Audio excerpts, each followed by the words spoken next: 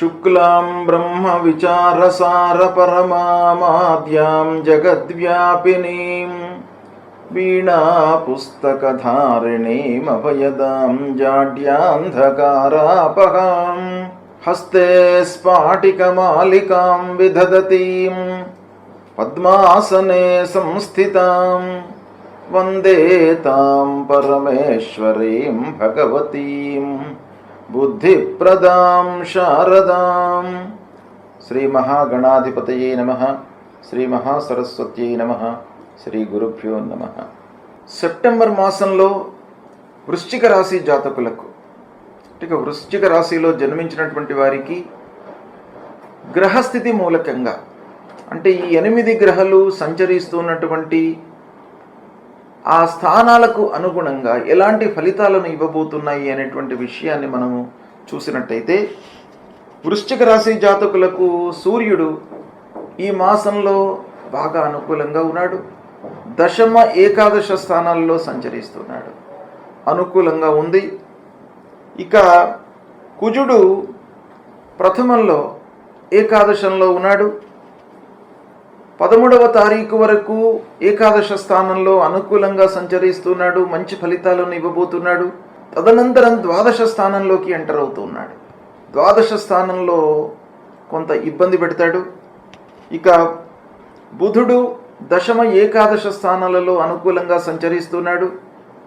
గురువు అష్టమ స్థానంలో సంచరిస్తున్నాడు. ఇది కొంత ప్రతికూలమైనటువంటి సంచారము. ఇక శుక్రుడు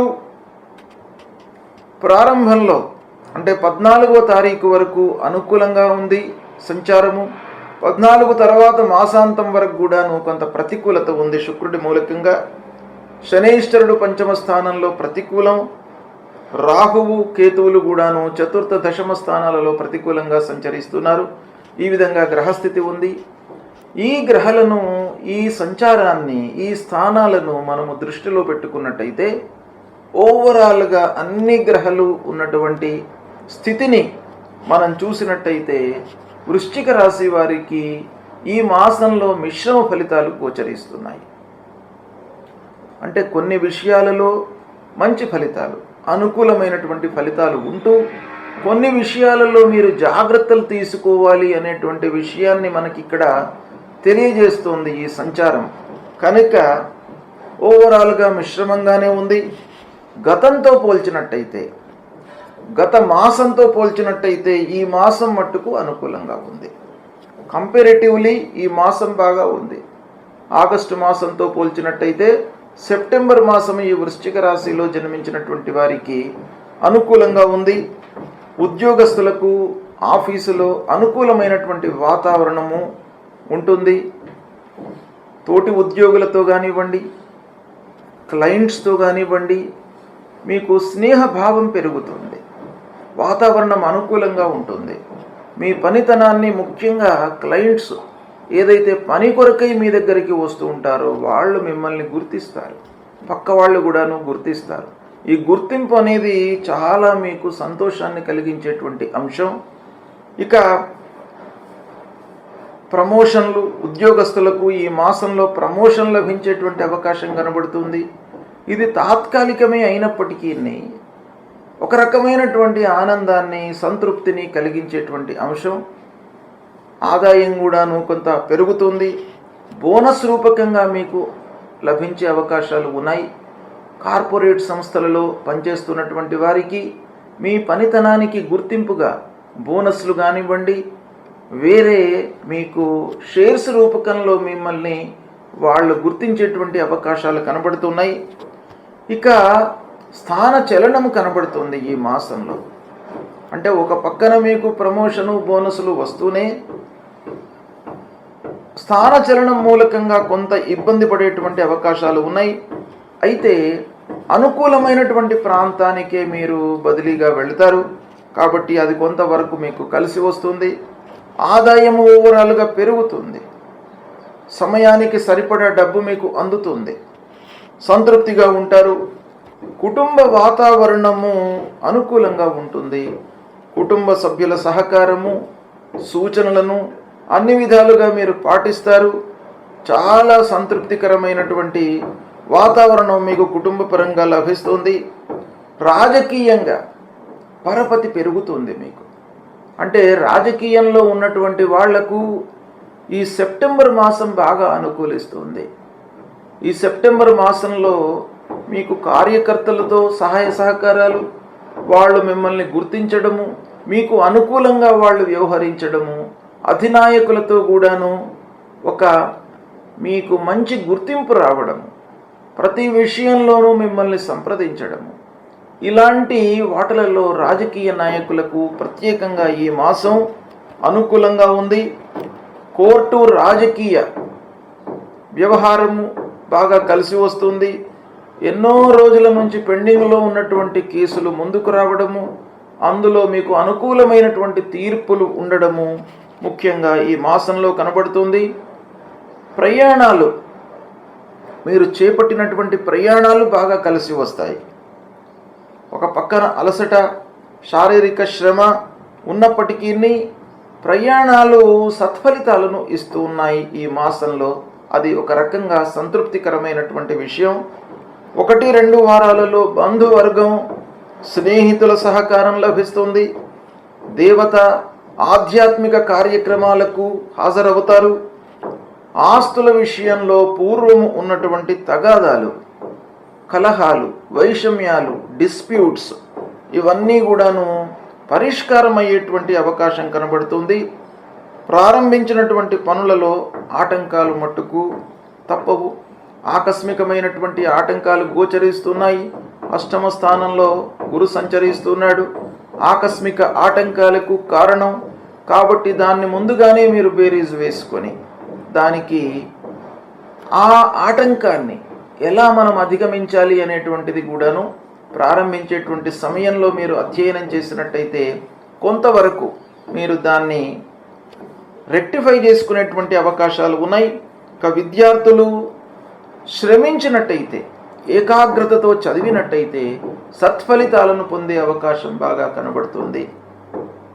ఈ విధంగా వృశ్చిక రాశి వారికి సెప్టెంబర్ మాసంలో కొన్ని విషయాలలో అనుకూలము, కొన్ని విషయాలలో ప్రతికూలత, ఓవరాల్గా మిశ్రమ ఫలితాలు ఉన్నాయి. అయితే గ్రహస్థితి బాగా లేనప్పుడు, అంటే అనానుకూల స్థానాలలో సంచరిస్తున్నటువంటి గ్రహాలను మనము ఐడెంటిఫై చేసి వాటిని మనము ఎలా అధిగమించాలి, ఏ ఏ పాయింట్స్ లోపల మనకు కలిసి రాకపోవడం అనేటువంటిది ఉంది అనేటువంటిది చాలా ఇంపార్టెంట్ విషయం. ఈ విశ్లేషణ ద్వారా మీరు కీన్గా అబ్జర్వ్ చేయడం ఏంటంటే ఏ పాయింట్స్ లోపల మనకు ఈ మాసంలో ప్రతికూలత ఉంది, వాటిని రెక్టిఫై చేసుకోవడానికి మనం ఏం స్టెప్స్ తీసుకోవాలి అనేది మీ యోచనను, మీ ఆలోచనను ఉపయోగించి కొంతవరకు మీరు చేసుకున్నట్టయితే అన్ని రకాలుగా అధిగమిస్తారు, సత్ఫలితాలను పొందుతారు. గ్రహస్థితి ప్రతికూలంగా ఉన్నప్పుడు మనము కొన్ని పరిహారాలను చేసుకోవడము చాలా మంచిది. ఈ పరిహారాలు అనంటే వ్యక్తిగతంగా కొన్ని మనం చేసుకోవడము, కొన్ని కార్యక్రమాలు, జపాలు, హోమాలు, తర్పణాలు ఇవి చేయడము రెండవ విధి. మొదటి కర్తవ్యము మనం చేసుకోవడం చాలా ముఖ్యమైనటువంటిది. రాశిపరంగా లేదా వ్యక్తిగత జాతకంలో గ్రహస్థితి ప్రతికూలంగా ఉన్నప్పుడు, ఏ ఏ గ్రహాలు ప్రతికూలంగా ఉన్నప్పుడు ఏం చేసుకోవాలి అనేటువంటి విషయాన్ని మీకు తెలియజేస్తాను. సూర్యుడు ప్రతికూలంగా ఉన్నప్పుడు, అంటే రాశి పరంగా మనము జన్మించినటువంటి రాశి పరంగా సూర్య భగవానుడు 1, 2, 4, 5, 7, 8, 9, 12 ఈ స్థానాలలో సంచరిస్తున్నప్పుడు సాధారణంగా మనకు సూర్యుడికి సంబంధించినటువంటి ఫలితాలు ప్రతికూలంగా ఉంటాయి.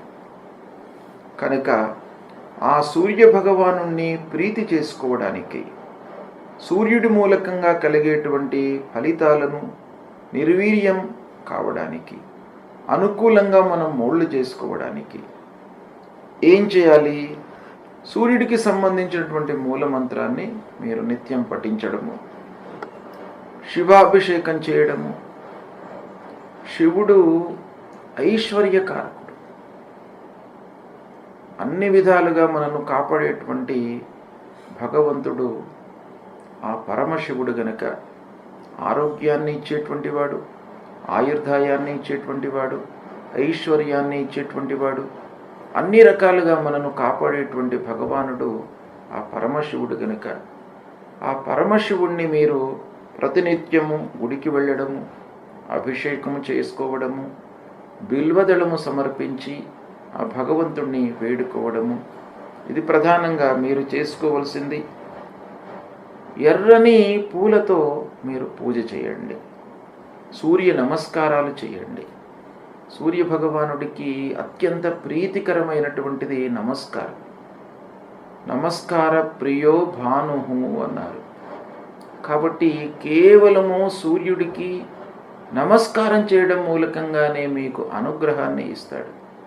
అంటే ద్వాదశాదిత్య రూపంలో ఉన్నటువంటి ప్రతి మాసంలో ఒక్కొక్క పేరుతో ఆ సూర్య భగవానుడు మనకు అనుగ్రహాన్ని ఇస్తాడు. కనుక సూర్యుడిని ప్రీతి చేసుకోవడానికై మీరు 12 మార్లు సూర్య నమస్కారం చేయండి. సూర్య నమస్కారం చేసినప్పుడల్లా భూమికి కూడాను నమస్కారం చేసుకోండి. ఇలా సూర్య నమస్కారం చేసుకోవడము, తర్వాత మాణిక్యాన్ని ధరించండి. సూర్యుడు ప్రతికూలంగా ఉన్నప్పుడు కెంపు అంటారు, మాణిక్యం, రూబీ. ఈ రూబీని ధరించినట్టయితే మీకు ఆ సూర్యుడి మూలకంగా కలిగేటువంటి దుష్ప్రభావము తగ్గుతుంది. అంతేకాకుండా జపము, ఆ మూల మంత్రము ఉంటుంది. జపా కుసుమ సంకాశం కాశ్యపేయం మహద్యుతిం తమోరిం సర్వపాపఘ్నం ప్రణతోస్మి దివాకరం అనేటువంటి మూల మంత్రాన్ని ప్రతినిత్యం కూడాను చదువుకోండి. సరే, ఇవన్నీ చేయడానికి మనకు సమయం లేదు అని అనుకుంటే కేవలము మీరు స్నానం చేసిన తర్వాత కొద్దిగా ఎండలోకి వచ్చి ఒక 2 నిమిషాలు ఎండలో నిలబడి సూర్య భగవానుడికి నమస్కారం చేసుకోండి. మీకు అన్నీ కూడాను అనుకూలత, అనుగ్రహాన్ని మీకు ఇస్తాడు. కనుక ఈ విధంగా సూర్యుడిని ప్రీతి చేసుకోండి. తర్వాత 2వ గ్రహము అంగారకుడు. అంగారకుడు చాలా విషయాలలో మనకు అనుకూల ప్రతికూలతలను ఇస్తూ ఉంటాడు. కనుక అంగారకుడికి కూడాను మనం పరిహారం చేసుకోవడం చాలా ముఖ్యమైన విషయం. అంగారకుడు అనంటే కుజుడు. ఆ కుజుడు ప్రతికూలంగా ఉన్నప్పుడు మనం ఏం చేయాలి? ఏ స్థానాలలో ప్రతికూలతను ఇస్తాడు అనంటే 1, 2, 4, 5, 7, 8, 9, 12 స్థానాల్లో సంచరిస్తున్నప్పుడు ప్రతికూలమైనటువంటి ఫలితాలను ఇస్తాడు. అంగారకుడి ప్రీత్యర్థమై మూలమంత్రాన్ని జపించడము, సుబ్రహ్మణ్య స్వామిని ఆరాధించడం. సుబ్రహ్మణ్య స్వామి దేవాలయానికి వెళ్ళండి. సుబ్రహ్మణ్య స్వామి దేవతల యొక్క సైన్యానికి అధిపతి. సుబ్రహ్మణ్య స్వామి చాలా విషయాలకు కారకుడు. కనుక ఆ సుబ్రహ్మణ్య స్వామిని ప్రీతి చేసుకోవడానికై, ఆ కుజ భగవానుణ్ణి ప్రీతి చేసుకోవడానికై సుబ్రహ్మణ్య స్వామిని వేడుకోండి. సుబ్రహ్మణ్య స్వామి దేవాలయానికి వెళ్ళండి, అభిషేకం చేసుకోండి. మహాకాళి, మహాలక్ష్మి, మహాసరస్వతి అని కూడాను పూజించడం మూలకంగా మీ లోపల ఒక ధైర్య సాహసాలు కలుగుతాయి. తర్వాత కందులను దానంగా ఇవ్వండి, పగడం ధరించండి. ఇవి చేసినట్టయితే అంగారకుడు అంటే కుజుడు మీకు అనుకూలమైనటువంటి ఫలితాలను ఇస్తాడు. ఇక బుధుడు కూడాను చాలా ముఖ్యమైనటువంటి గ్రహం. బుధుడు అనుకూలంగా ఉన్నట్టయితే వ్యాపారము, ఆలోచన విధానము, సమయస్ఫూర్తి, అనుకూలమైనటువంటి నిర్ణయాలు తీసుకోవడము, ఫ్లాష్ ఐడియాస్కి కూడాను మనకు బుధుడు కారకుడు. కాబట్టి బుధుడి యొక్క అనుకూలత చాలా ఉండాలి. కనుక బుధుడు ప్రతికూలంగా ఉన్నప్పుడు మనము మూలమంత్రాన్ని జపించడము లేదా విష్ణువును పూజించడము, ఆ శ్రీమన్నారాయణుణ్ణి పూజించడం మూలకంగా మీ లోపల స్థిరత్వం కలుగుతుంది. సమయానుకూలంగా మీరు నిర్ణయాలు తీసుకోగలుగుతారు. మీ లోపల ఆ సమస్యకు సంబంధించినటువంటి పరిష్కార మార్గాన్ని ఆ భగవంతుడు మీకు ఇస్తాడు. కాబట్టి విష్ణువును పూజించండి, విష్ణు సహస్రనామాలు పఠించండి, పచ్చటి పూలతో పూజించండి, పెసళ్ళు దానం ఇవ్వండి. తర్వాత మూలమంత్రాన్ని నిత్యం కూడాను పఠించండి. ఇవి చేయడం మూలకంగా మీకు బుధుడు అనుకూలిస్తాడు, అనుకూలమైనటువంటి ఫలితాలను ఇస్తాడు. ఇక ముఖ్యమైనటువంటి గ్రహము, చాలా విషయాలలో ప్రభావాన్ని చూపించేటువంటి గ్రహము గురుగ్రహము. ఈ గురువు అనుకూలంగా ఉన్నట్టయితే అద్భుతాలు జరుగుతాయి, ప్రతికూలంగా ఉన్నట్టయితే మీకు ఆలస్యము, ఆటంకాలు, సమయానికి కాకపోవడము, మధ్యలో వదిలిపెట్టడము, ఇలాంటివి ఎన్నెన్నో మీకు ఇబ్బందులకు కారకుడు గురువు. కాబట్టి ఆ గురువు ప్రీతి కొరకై, గురువును ప్రీతి చేసుకోవడానికై మూలమంత్రాన్ని పఠించండి. దేవానాంచ ఋషీణాంచ గురుం కాంచన సన్నిభం వందనీయం త్రిలోకానం తం నమామి బృహస్పతి అనేటువంటి మూలమంత్రాన్ని పఠించండి. తర్వాత సద్గురువులను సందర్శించుకోండి, ఆధ్యాత్మికవేత్తలతో మాట్లాడండి, దైవిక కార్యక్రమాలలో పాల్గొనండి, సమాజానికి హితము చేసేటువంటి పనులను చేయండి. నలుగురికి దానం చేయడము, అన్నదానం చేయడము, వస్త్రదానం చేయడము, విద్యాదానం చేయడము, ఇలాంటివి మీరు చేసినట్టయితే ఆ గురువు ప్రీతి చెంది మీకు అనుగ్రహాన్ని కలిగిస్తాడు. దక్షిణామూర్తిని పూజించండి, దత్తాత్రేయ స్వామిని కొలవండి. పసుపువచ్చ వస్త్రంలో, పచ్చటి వస్త్రంలో శనిగలు ఉంచి దానమివ్వండి. కనక పుష్యరాగాన్ని ధరించండి. ఈ విధంగా చేసినట్టయితే గురు భగవానుడు ప్రీతి చెందుతాడు. ముఖ్యంగా గురువును ప్రీతి చేసుకోవడానికై సద్గురువులను సందర్శించడము, మాతాపితృవులను సేవించడము, ఇవి చాలా ముఖ్యమైనటువంటివి. తల్లిదండ్రులను మీరు సేవించండి, గురు భగవానుడి యొక్క అనుగ్రహం మీకు లభిస్తుంది. సద్గురువులను, ఆధ్యాత్మికవేత్తలను, సమాజం కొరకే వాళ్ళ జీవితాన్ని అంకితం చేసినటువంటి మహానుభావులు ఉంటారు, వాళ్ళను దర్శించుకోండి. వాళ్ళ మూలకంగా మీకు ఆ గురువు యొక్క అనుగ్రహం లభిస్తుంది. ఇక శుక్రుడు మనకు ఆనందాన్ని, సౌఖ్యాన్ని, కావలసినటువంటి వస్తువులను, వస్త్రాలను, ప్రశాంతతను ఇచ్చేటువంటి గ్రహము శుక్రగ్రహము. ఈ శుక్రగ్రహము మీకు ప్రతికూలంగా ఉన్నప్పుడు మూలమంత్రాన్ని జపించండి. పార్వతీదేవిని, లక్ష్మీ అమ్మవారిని కొలవండి. తెల్లటి పూలతో మీరు పూజించండి అమ్మవారిని. అమ్మవారు ప్రీతి చెంది మీకు కావలసినటువంటి అన్ని సదుపాయాలను కూడాను మీకు అనుగ్రహిస్తారు. తెల్లని వస్త్రము, తర్వాత బొబ్బర్లు, ఇవి దానంగా ఇవ్వండి. వజ్రాన్ని ధరించండి, మూలమంత్రాన్ని జపించండి. హేమకుంద మృళాలాభం దైత్యానాం పరమాం గురుం సర్వశాస్త్ర ప్రవక్తారం భార్గవం ప్రణమామ్యహం అనేటువంటి మూలమంత్రాన్ని ప్రతినిత్యం కూడాను చదువుకోండి. మీకు అనుగ్రహాన్ని పొందుతారు శుక్రుడి మూలకంగా. ఇక శనీశ్వరుడు చాలా విషయాలలో ప్రభావాన్ని చూపించేటువంటి గ్రహం. ఈ శని గ్రహము ఇండైరెక్ట్గా, డైరెక్ట్గా మనకు డబ్బుపై, ఆదాయంపై, ఖర్చుపై, మన శ్రమపై ప్రభావాన్ని చూపిస్తాడు. కాబట్టి ఈ శని ప్రతికూలంగా ఉన్నప్పుడు మూలమంత్రం తప్పకుండా మీరు జపించండి. నీలాంజన సమాభాసం రవిపుత్రం యమాగ్రజం ఛాయా మార్తాండ సంభూతం తం నమామి శనైశ్చరం. ఈ మూలమంత్రాన్ని జపిస్తూ శివుణ్ణి ఆరాధించండి, ఆ పరమశివుడికి అభిషేకం చెయ్యండి, శని స్తోత్రాన్ని పఠించండి. శివ పూజ మూలకంగా మీకు అద్భుతాలు జరుగుతాయి. ఆ శివుణ్ణి నమ్ముకొని ప్రతినిత్యం కూడాను దైవారాధన చేస్తూ శివాలయానికి వెళుతూ ఆ శంకరుడిపై ఒక బిల్వదళాన్ని ఉంచి మీరు నమస్కారం చేసుకున్నట్టయితే మహదానంద పరవశుడైనటువంటి ఆ శంకరుడు మిమ్మల్ని అనుగ్రహిస్తాడు. ఆ శని మూలకంగా కలిగేటువంటి దుష్ప్రభావం దూరం అవుతుంది. ఆంజనేయ స్వామిని కూడాను కొలవండి. భయము, ఆందోళన ఇవి లేకుండా మిమ్మల్ని కాపాడుతాడు.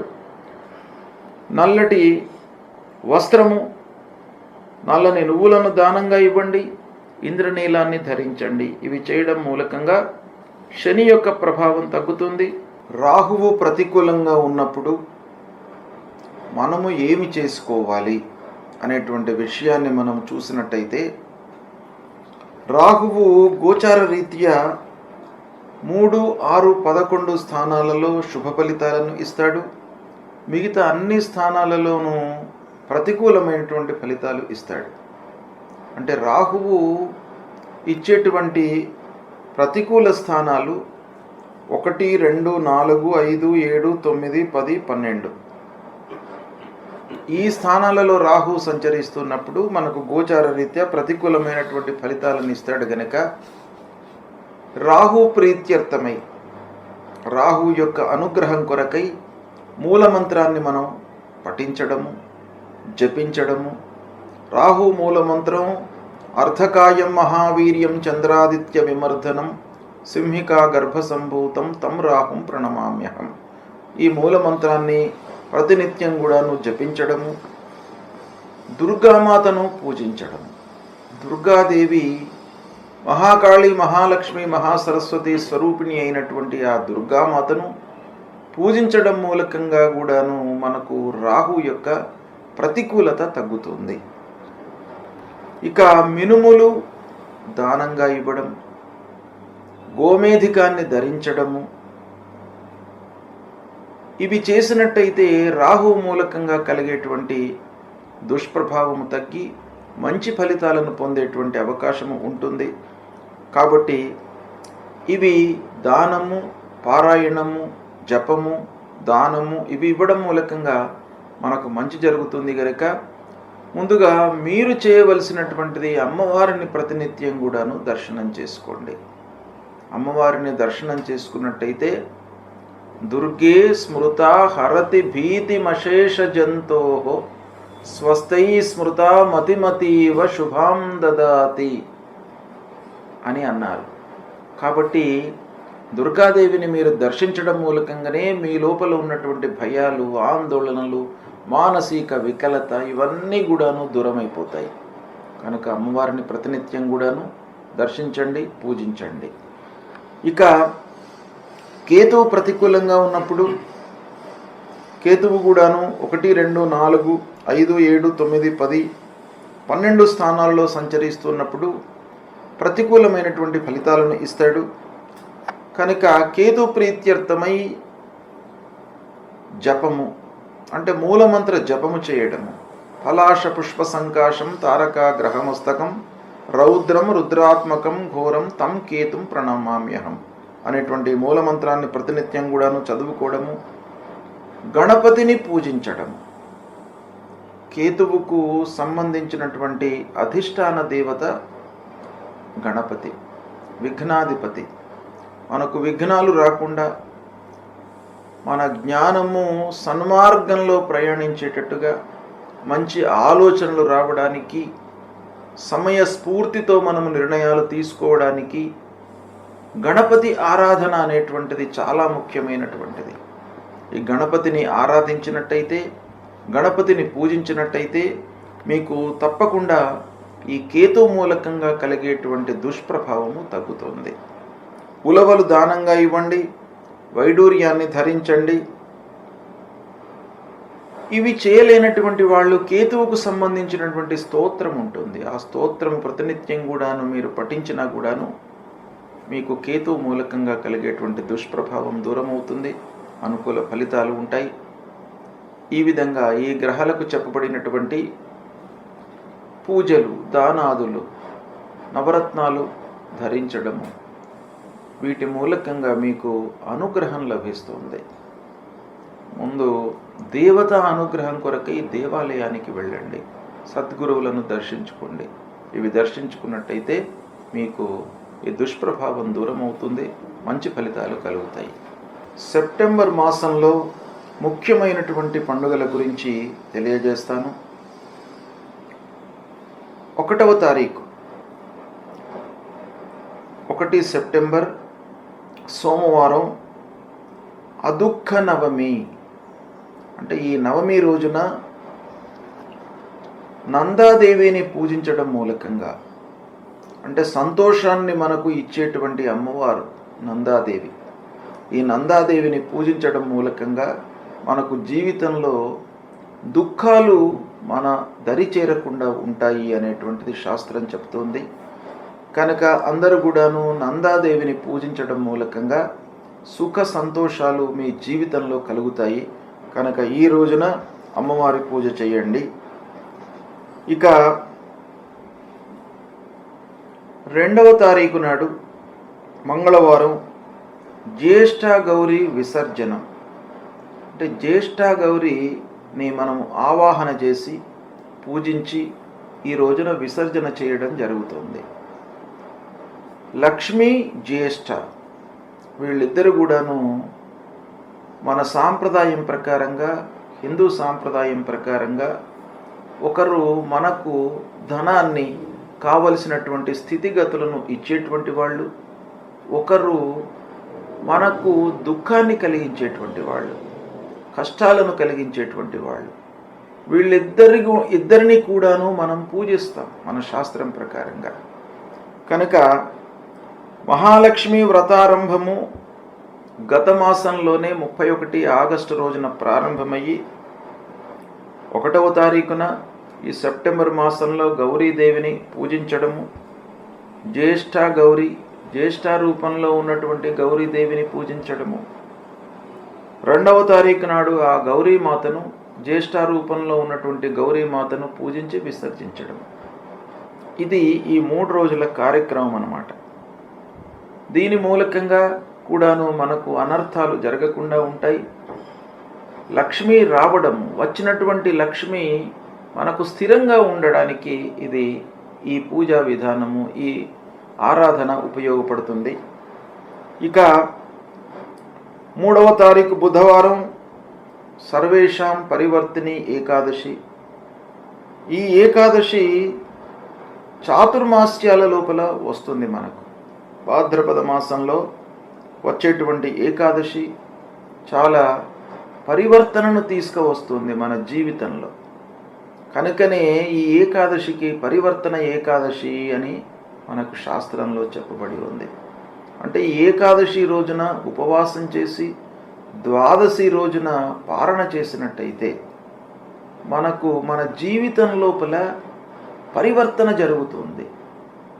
అంటే అంతకు ముందు ఉన్నటువంటి విధానం నుండి ఒక సుఖమయమైనటువంటి జీవిత విధానంలోకి మీరు పరివర్తన చెందడానికి ఈ ఏకాదశి అనేటువంటిది మీకు ఉపయోగపడుతుంది. కనుక దీన్ని మీరు ఆచరించండి. ఇక 4వ తారీఖు గురువారం వామన జయంతి. వామన జయంతి, వామనుడు దశావతారాల లోపల అవతారం. ఈ వామనుణ్ణి పూజించడం మూలకంగా అనర్థాలన్నీ కూడాను దూరమవుతాయి, అత్యాశలకు తావు లేకుండా ఉంటుంది. కాబట్టి ఈ వామనుణ్ణి మనము ఈ రోజున పూజిస్తాం. తర్వాత భువనేశ్వరి మాత యొక్క జయంతి కూడాను ఇదే రోజు అవుతుంది. ఆ భువనేశ్వరి మాత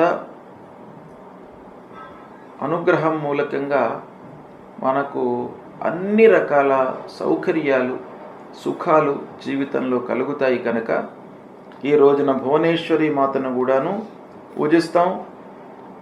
ఇదే రోజు నుండి చాతుర్మాస్య దీక్షను పాటిస్తున్నటువంటి వాళ్ళు క్షీరాన్ని, అంటే పాలను త్యజిస్తారు. ఈ రోజున దధి దానంగా ఇస్తారు, అంటే పెరుగు దానం చేసి క్షీరాన్ని వర్జిస్తారు. చాతుర్మాస్యాలలో ఒక్కొక్కటి వదిలిపెట్టి ఒకదాన్ని దానంగా ఇవ్వడం అనేటువంటిది మన శాస్త్రంలో ఉంది. ఇక 6వ తారీఖు శనివారం గణేష నిమజ్జనం. అనంత చతుర్దశి రోజున గణేశుణ్ణి మనము నిమజ్జనం చేయడము శాస్త్ర విహితంగా ఉంది. గత నెల 27వ తారీఖు నాడు వినాయక చవితి బుధవారం. ఆ రోజున వినాయకుణ్ణి మనం స్థాపన చేసి షోడశోపచార పూజలు చేసి నైవేద్యము ఉండ్రాళ్ళు సమర్పించి చంద్రోదయం వరకు చంద్రుణ్ణి మనము చూడకుండా, అంటే చంద్ర దర్శన నిషేధము మనకు వినాయక చవితి రోజున ఉంటుంది. రాత్రి 9 వరకు చంద్రుణ్ణి చూడకుండా ఉండాలి. దాని తర్వాత చూడవచ్చు.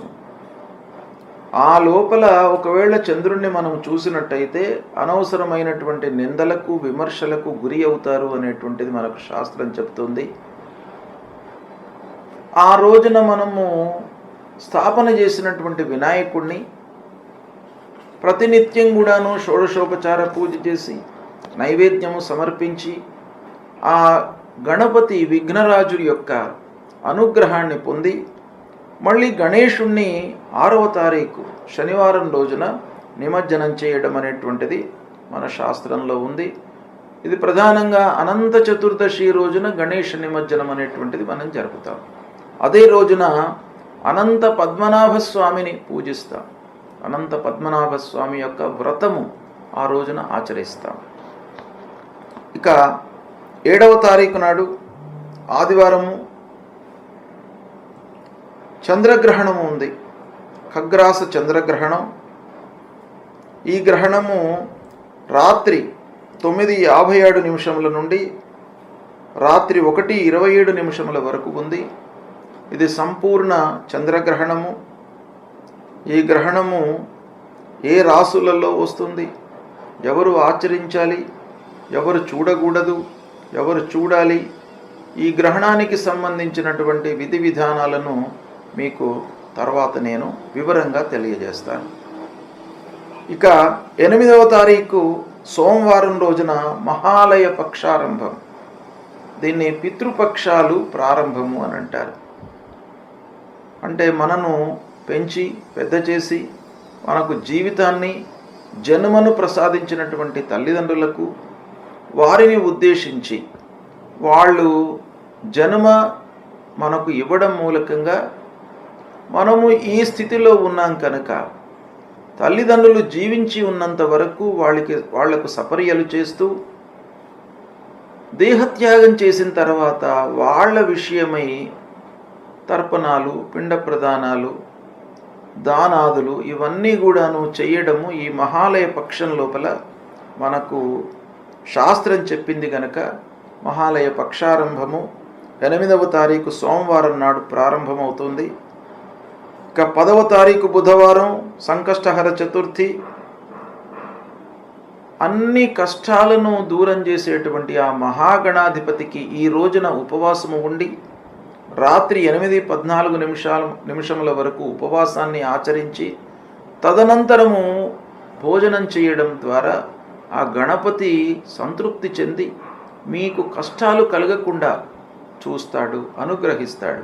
కనుక సంకష్టహర చతుర్థి వ్రతాన్ని ఆచరించండి.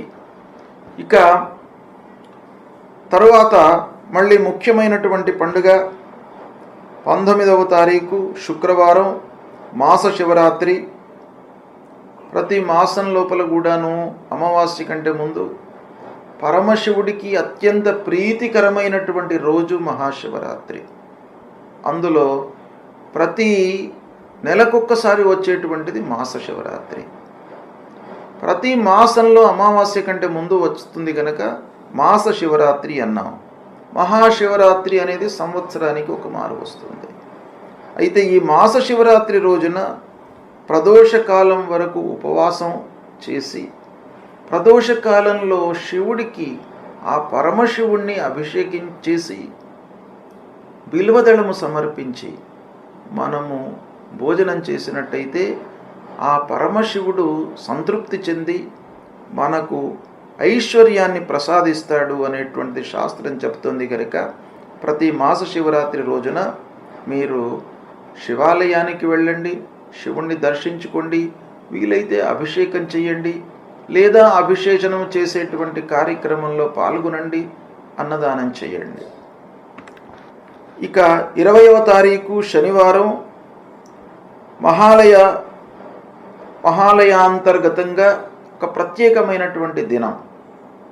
ఎవరైతే అనూహ్యంగా యాక్సిడెంట్స్ లోపల ఎవరైతే గతిస్తారో వాళ్లను ఉద్దేశించి వాళ్ళ ప్రీత్యర్థమై చేసేటువంటి రోజు, అంటే వాళ్ళ ప్రీత్యర్థమై పిండ ప్రదానము, తర్పణాలు, శ్రాద్ధాదులు చేసేటువంటి దినం అన్నమాట. దీన్ని మనం ఏమంటాం? విషశస్త్రాదిహత జనానాం మహాలయ. అంటే విషము తీసుకోవడం మూలకంగా సూసైడ్ చేసుకున్నటువంటి వాళ్ళు, లేదా విష ప్రయోగం మూలకంగా గతించినటువంటి వాళ్ళు, శస్త్రాదులకు లోనై గతించినటువంటి వాళ్ళు, యాక్సిడెంట్స్ అయ్యి గతించినటువంటి వాళ్ళు, ఇలా ఊహించకుండా జన్మము అంటే ఆ పుట్టుక, ఆ జీవితము అర్ధాంతరంగా ఎప్పుడైతే ఉంటుందో అలాంటి వాళ్లకు ఈ రోజున మనం పిండ ప్రదానం చేయడం మూలకంగా వాళ్ళ మూలకంగా ఆ కుటుంబానికి హాని కలగకుండా వాళ్ళ యొక్క అనుగ్రహం లభిస్తుంది అని శాస్త్రం చెప్తుంది. ఇక 21వ తారీఖు ఆదివారం సర్వపితృ మహాలయ అమావాస్య. ఇది చాలా ముఖ్యమైనటువంటి దినం. మహాలయ అమావాస్య అంటాం. ప్రహతంలో మహాలయ అమావాస్య, సర్వపితృ మహాలయ అమావాస్య. అందరు పితృదేవతలకు మనము ఈ రోజున వాళ్లను ఉద్దేశించి వాళ్ళ పేర్లు ఉచ్చారణ చేసి తర్పణాలు చేయడము, పిండ ప్రదానాలు చేయడము, వాళ్ళ ప్రీత్యర్థమై అన్నదానాలు చేయడము, వస్త్రదానం చేయడము, వీటి మూలకంగా పితృదేవతలందరూ కూడాను సంతృప్తి చెంది మనను అనుగ్రహిస్తారు. ఆ అనుగ్రహం మూలకంగా వంశము వృద్ధి అవుతుంది.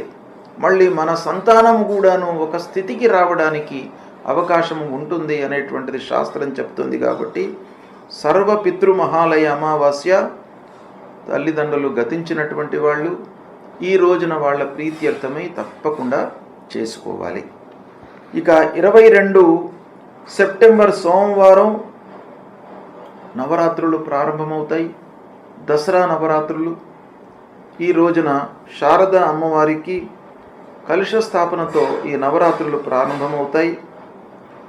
ఇక ఇందులో భాగంగా నవరాత్రిలో భాగంగా 30వ తారీఖు మంగళవారం దుర్గాష్టమి, మహాష్టమి, కాళికాష్టమి. ఈ అమ్మవారికి మనం పూజలు చేసుకుంటాం ఈ మహాష్టమి రోజున. 1వ తారీఖు మళ్ళీ అక్టోబర్ వచ్చే మాసం 1వ తారీఖు నాడు మహర్నవమి, సరస్వతి పూజ, సువాసిని పూజ, ఆయుధ పూజ, ఇవన్నీ కూడాను మహర్నవమి రోజున చేసుకుంటాం. ఇక 2వ తారీఖు విజయదశమి. వచ్చే అక్టోబర్ మాసంలో 2వ తారీఖు విజయదశమి, దసరా పండుగ. ఈ రోజున అపరాజితాదేవి పూజ, తర్వాత సీమోల్లంఘనము అంటే ఉంటున్నటువంటి ఊరికి ఈశాన్య దిశలోకి వెళ్ళి అక్కడ శమీ వృక్షాన్ని పూజించడము, అపరాజితాదేవికి పూజించడము, నలుగురికి కలవడము, అందరి యొక్క పెద్దల అనుగ్రహము, ఆశీర్వచనాలు తీసుకోవడం ఈ పండుగ రోజున మనకు శాస్త్రం చెప్పింది. ఇలా ఇవి ముఖ్యమైనటువంటి పండుగలు ఈ సెప్టెంబర్ మాసంలో ఉన్నాయి.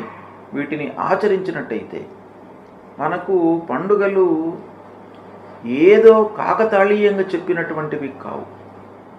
ఋషులు దర్శించి వాటి యొక్క అనుభవాన్ని వాళ్ళు ఆ పండుగల యొక్క అనుభవంలోకి తీసుకొని అవి మానవాళికి మనకు అందించారు.